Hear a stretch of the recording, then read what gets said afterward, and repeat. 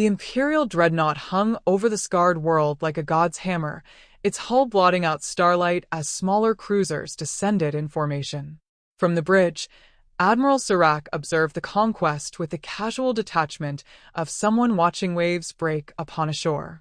His eyes, a pale, reptilian gray, flickered across holographic readouts. Cities burned in orange clusters. Human transmissions crackled into silence one by one. Resistance, if it could be called that, had ended within hours. "Another weakling world bends," his aide remarked, the words carrying a smug rhythm. "The humans crumble faster than the Arcti ever did." Serac did not turn to acknowledge him. He allowed silence to stretch, savoring the view of orbital bombardments. Ships strafed across the surface, unleashing disciplined strikes that toppled infrastructure but left enough standing for Imperial troops to occupy. Conquest, in Serac's empire, was as efficient as factory work. And like factory work, it had become tedious. "Pathetic," Serac murmured at last. "They build colonies with such pride, yet offer nothing but surrender when tested. There is no challenge, no art to these victories. Merely procedure." On the lower decks, soldiers prepared to deploy. Laughter echoed through the channels. Some mocked the cries of captured civilians, mimicking their voices in crude caricature. Others wagered on who could gather the most prisoners in the first sweep.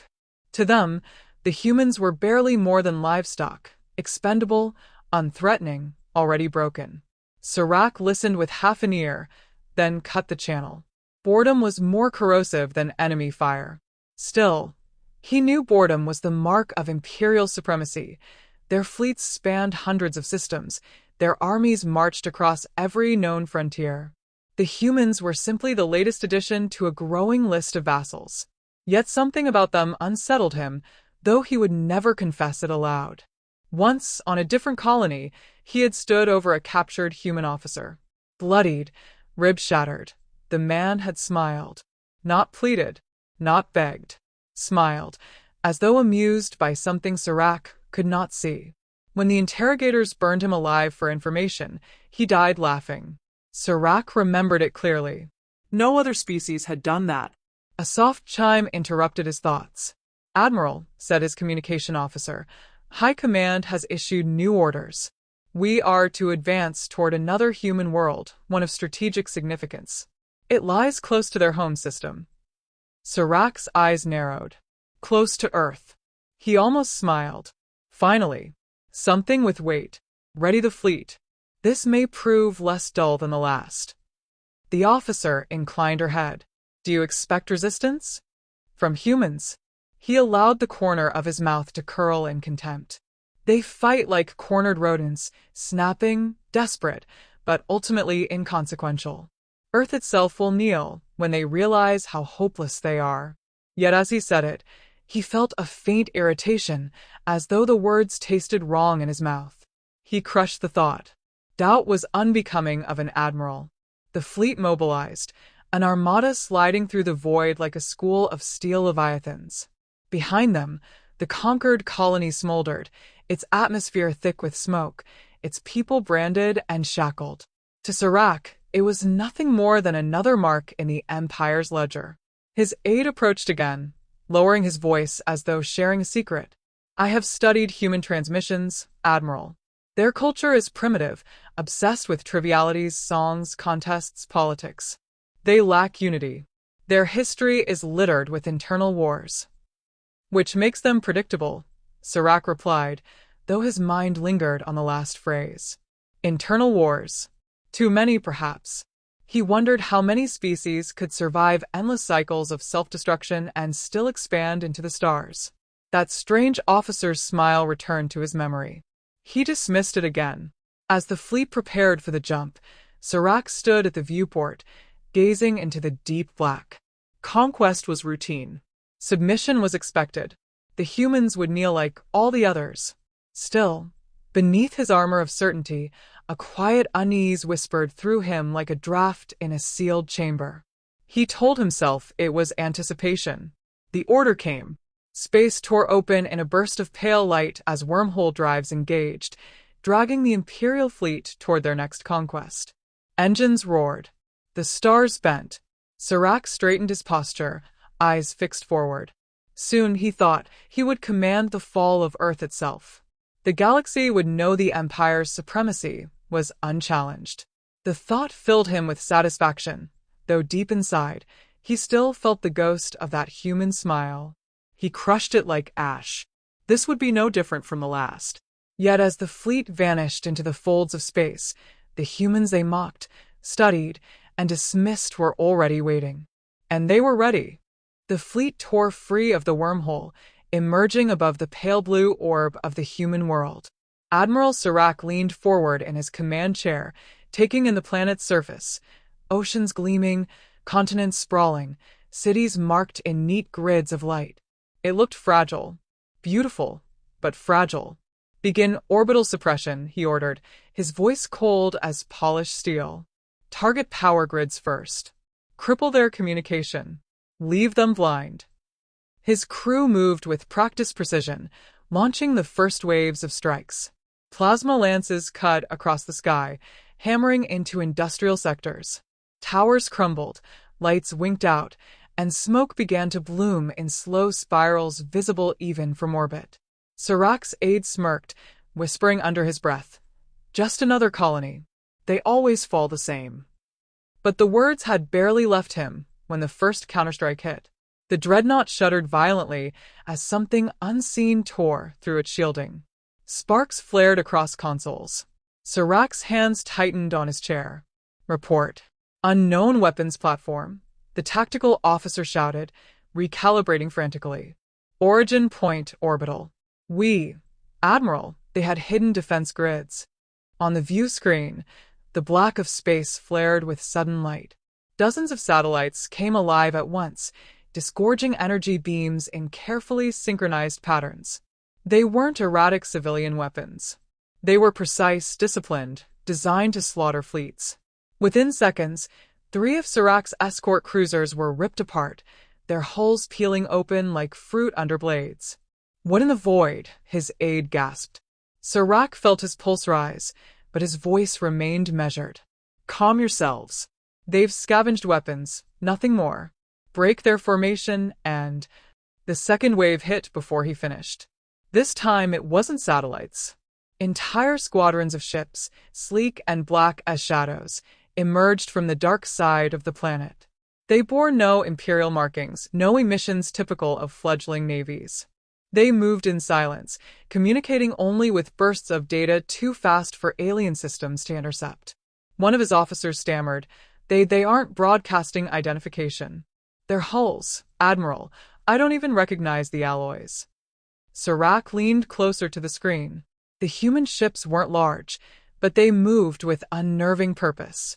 They cut through his formation like knives through cloth, firing in tight patterns that exploited every weakness. An entire wing of his fleet collapsed in less than a minute. "Impossible," Serac hissed. "This species has no such capability." A new voice filled the bridge. Calm, clipped, steady. It was human, transmitted across open frequencies. "You were warned. Now you see our answer." Every officer froze. The translation carried not pride, not desperation, simply inevitability. Serac's aide swallowed hard, his earlier smirk gone. They speak as though this was planned. On screen, another broadcast unfurled. Human faces appeared, stern, unflinching, framed by the emblems of something Serac had never seen before. Not a planetary government, not a corporation, a unified command. "To the empire that comes with chains," the human voice continued, "every colony you've touched was prepared for loss. Every life you thought broken was part of our ledger. You studied us as prey. You never realized we studied you harder." The Admiral's throat tightened. He remembered the smiling officer years ago. He remembered dismissing the notion that humans could be more than scattered tribes. And now, in the space above this world, his fleet was unraveling before his eyes. "We underestimated them," muttered the tactical officer, almost to himself. Serac slammed a clawed hand against the console. "No. They cannot outmatch the Empire. Redirect our forces. Encircle their ships. But encirclement was futile. The human fleet dissolved into smaller wings, slipping through gaps with impossible precision. Some blinked out of existence entirely, only to reappear behind Imperial vessels and gut them with surgical strikes. It was like fighting shadows that knew the Empire's every move before it was made. Serac gritted his teeth. How do they know our formations? The communications officer looked pale. Admiral, they're calling our maneuvers by name. They know the commands before we give them. The human broadcast cut in again. This time, the tone carried a thread of sardonic humor. You thought us sheep. You never saw the wolves hiding in plain sight. The words echoed in Serac's mind like a knife twisted in old doubts. His aide muttered, What if the colonies were never meant to survive? The possibility struck Serac with the weight of a falling world. The easy victories, the pliant humans, the way resistance had collapsed almost too quickly, it was bait. Bait designed to lure the Empire into arrogance. He stared at the battle map. His fleet's losses mounted with every breath. More importantly, his officers no longer looked bored or smug. They looked afraid. And for the first time in his career, Serac understood that fear. The bridge rattled as another blast rocked the dreadnought. Alarm screamed. Outside, fire lit the void like a storm of dying suns. His aide whispered, almost pleading, What do we do, Admiral? Serac's gaze lingered on the fading image of the human broadcast. Cold eyes. Unyielding voices. A species that had bled itself for centuries, only to sharpen the blade for moments like this. He forced steel into his tone. We survive. And then we tell the Council what waits for them at Earth's gates. The words were steady, but inside, the truth burned. This was no longer conquest. This was revelation. The humans had been waiting all along. That's right at 1,000 words for Section 2. It escalates directly from the Empire's arrogant advance into the shocking ambush, develops Serac's internal conflict, introduces humanity's hidden strategy, and ends with Serac realizing the war he thought routine is something else entirely. Do you want me to build Section 3 next, the psychological fallout and power shift, in the same cinematic, tightly focused style? The chamber of the Imperial High Council shimmered with blue light, its crystalline walls amplifying every syllable into an echo of judgment. Admiral Serac stood before them, his armor scorched, his posture rigid with the discipline expected of his rank. Yet the weight behind his eyes betrayed exhaustion, and something his peers found harder to accept, doubt. You claim, one counselor hissed, mandibles clacking in derision, that the humans outmaneuvered an Imperial fleet, that they broke formation after formation. This is absurd. Serac's voice was hoarse, but controlled. It is no claim. It is fact. They wield weapons hidden from every intelligence branch. They fight with knowledge of our tactics, so precise it borders on foresight. We bled at their gates, and I assure you, the wound is not superficial. The chamber fell into uneasy murmurs. Several counselors exchanged disdainful glances. Others shifted uncomfortably, unwilling to dismiss Serac entirely, but unwilling to confront the possibility his words implied. One of the elder counselors leaned forward, his voice a low growl. Perhaps you were careless. Perhaps your fleet failed. The insult struck like a blade. Serac's jaw tightened, but he forced his reply through clenched teeth. I have commanded for decades. Never has a foe dismantled us with such precision. This was not failure of command. It was revelation. The humans are not prey. They are predators hiding beneath the guise of weakness. The chamber stirred again, louder this time. Some scoffed. Others whispered in alarm. But the central voice of the Empire, the supreme strategist, raised a claw and silenced the hall. His gaze bore into Serac. You ask us to believe a fractured, primitive species poses existential threat to an empire spanning half the galaxy. On what basis? Serac inhaled slowly, steadying his words. On history. A gesture, and the chamber's holographic display came alive. Human history unfolded in brutal clarity, trenches filled with mud and corpses, skies blackened by bombers, cities erased in nuclear fire. Armies clashed in endless cycles, each conflict birthing weapons deadlier than the last. "They perfect war," Serac said, his voice heavy with reluctant awe. While others cultivated art, philosophy, or ritual, humans cultivated destruction. Every generation, they remake themselves with violence, each war preparing them for the next. They bleed and adapt. They fall and rise sharper than before. You say they are fractured? It is their crucible. A species that survives its own brutality becomes something inevitable. For the first time, the chamber was silent without mockery. Counselors watched the projections, discomfort plain on their faces. A mushroom cloud unfurled in silence. A trench soldier's hollow stare seemed to follow them. Guerrilla fighters in jungles faded into insurgents in deserts, then into soldiers striding among machines of cold steel. "They frighten me," one younger counselor whispered before catching herself. Another snarled, "Fear is weakness." "No," Serac countered, voice sharp. "Fear is recognition. They are not like the others we have subdued. They are not noble, not pacifist, not eager for assimilation. They resist not out of pride, but because survival is the marrow of their being. Strike one down, and 10 more rise. We saw it in orbit. They dismantled us without triumph, without gloating, only precision." The supreme strategist studied him, eyes narrowing. "And what do you suggest? That we sue for peace with primitives?" "I suggest," Serac said, letting each syllable cut the air, "that we prepare. That we face them as equals, or they will tear down everything we believe unassailable." The chamber erupted again, factions forming visibly. Some scoffed, paranoid, while others whispered, uneasy. The Empire's arrogance wavered like a candle in wind. Serac knew most would not listen. Not yet. He could feel it in their sneers, in their unwillingness to abandon centuries of superiority. Yet he also saw the seed of fear taking root. That was enough. Later, alone in his quarters, he replayed the human broadcast. The calm, unyielding voice haunted him. "You thought us sheep. You never saw the wolves." He could almost believe the humans had spoken directly to him. The door hissed open.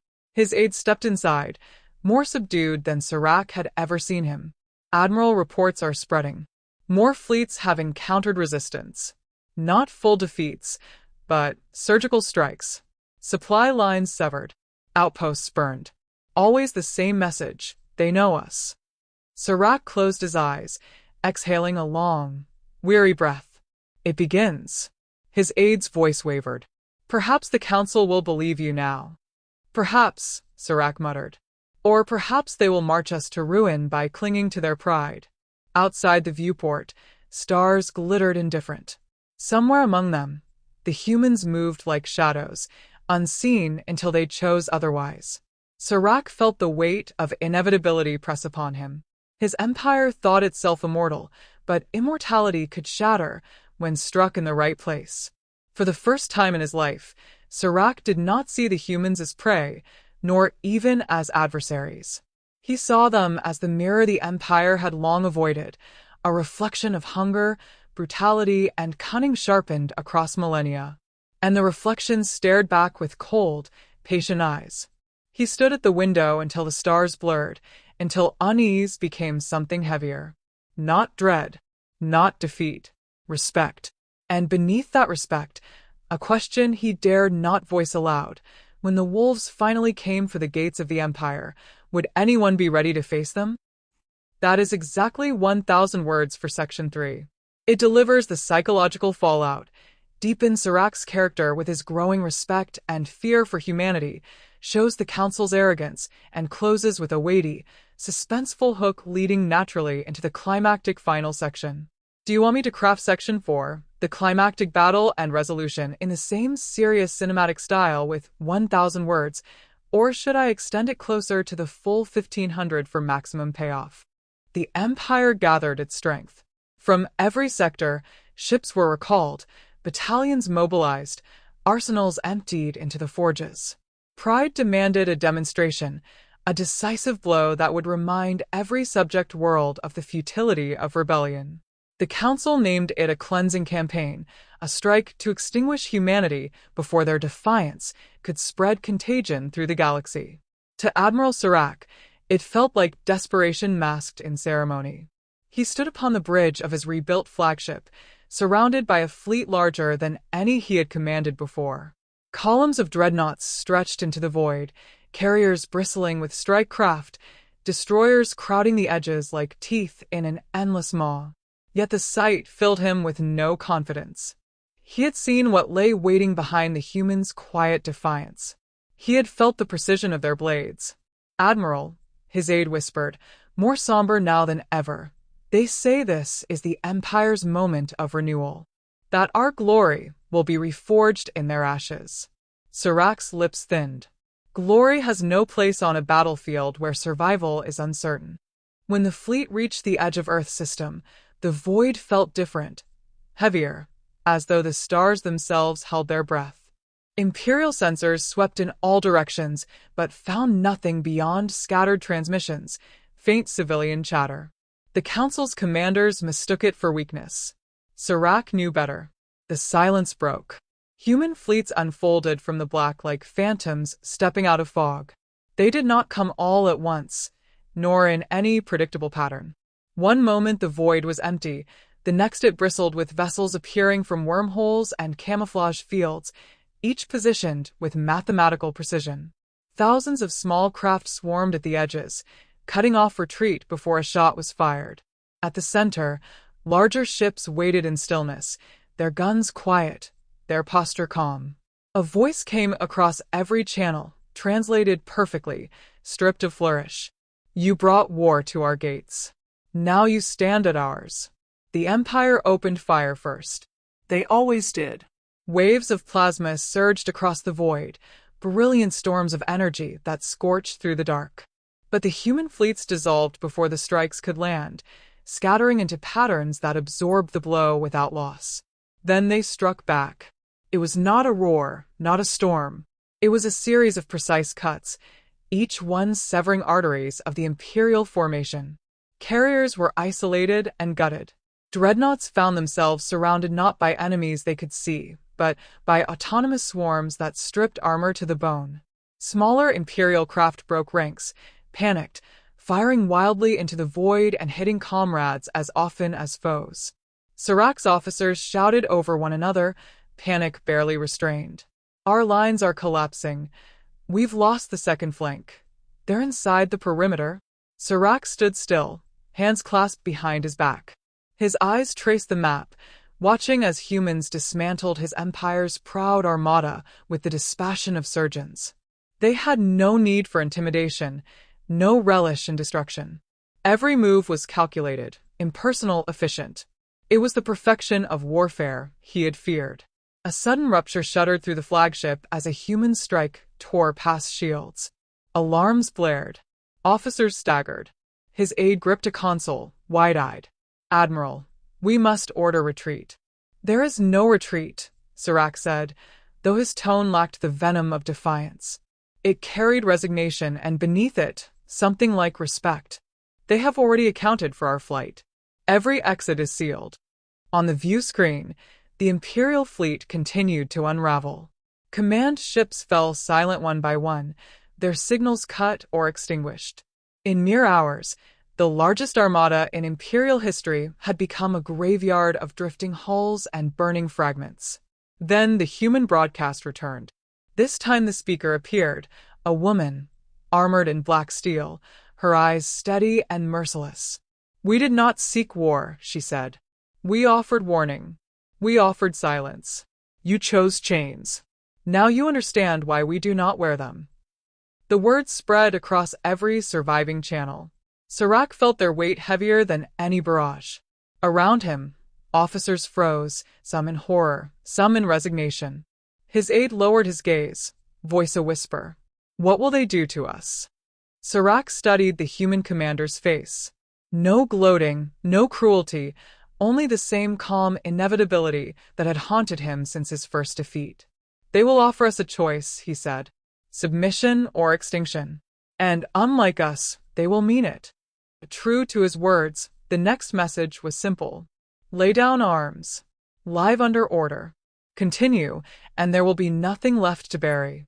The remaining Imperial ships hesitated, caught between fear and pride.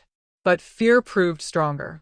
One by one, their weapons dimmed, engines powered down, banners of surrender pulsing in muted signals. The Empire had not merely been defeated, it had been unmade, its illusion of invincibility shattered. Serac stood motionless as silence fell over the battlefield. He had expected rage, humiliation, despair. What he felt instead was release, as though the burden of centuries of arrogance had been stripped away. The Empire's lie had finally collapsed, and in its ruins, perhaps something truer could be built. A direct transmission cut through the quiet, aimed at him alone. The same human commander regarded him with unwavering eyes. Admiral Serac, you fought with resolve, even when your leaders blinded themselves. For that, you will not be destroyed. The Empire needs someone who understands consequence. Serve as governor under our order, or be discarded with those who refuse to learn. The bridge crew turned to him, waiting, their faces pale with the weight of survival. Serac met the human's gaze across the void. For the first time in his life, he felt no compulsion to defy, no urge to posture. Only clarity. I will serve, he said at last, his voice stripped of pride but not of strength. Not for the Empire's glory, for its survival. The transmission ended, and the bridge fell silent again. Outside, the wreckage of once proud fleets drifted lifeless, glowing embers scattered across the stars. Humanity had not celebrated, had not roared in triumph. They simply endured, as they always had, as they always would. Serac turned back to the viewport, his reflection faint against the black canvas of space. He wondered what the future would hold under their order, whether the Empire's children would curse or thank him for bending the knee. One thought lingered above all others, heavy and inescapable. The humans had never wanted this war. But now that they were awakened, the galaxy itself would tremble. He closed his eyes, letting the truth settle in his chest. The Empire had expected submission. Instead, it had found the wolves at its gates. And wolves, once stirred, did not sleep again. That's 1198 words for Section 4, delivering the climax with humanity's decisive strike, Serac's final transformation, and a chilling resolution that sets the tone for humanity's future dominance. Would you like me to now stitch all 4 sections together into a single, flowing 4,000-word draft for you, or do you prefer to keep them separate for now?